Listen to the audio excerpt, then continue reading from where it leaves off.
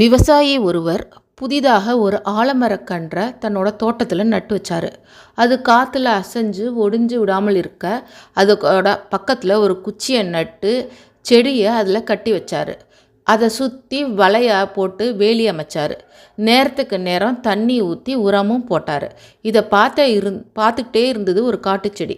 அது சொல்லிட்டு, இப்படிலாம் ஒரு வாழ்க்கை தேவையா?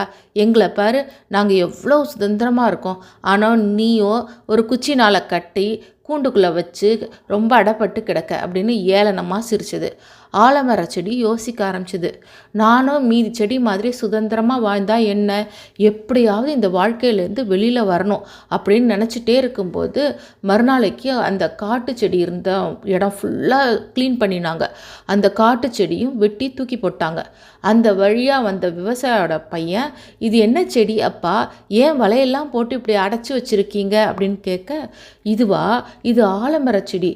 இது மற்ற செடி மாதிரி சீக்கிரமாக வளர்ந்து சீக்கிரமாக அழிஞ்சு போகாது. பல 100 வருஷம் வாழ்ந்து பயன் தரும். அதனால் இதுக்கு இவ்வளவு பாதுகாப்பு அப்படின்னாரு விவசாயி.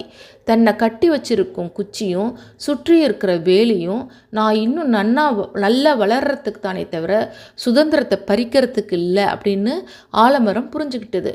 நீங்களும் ஆலமரமாக வளரணும்னா சில கட்டுப்பாடுகள் இருக்கத்தான் செய்யும். அதை அக்செப்ட் பண்ணிக்க தான் வேணும்.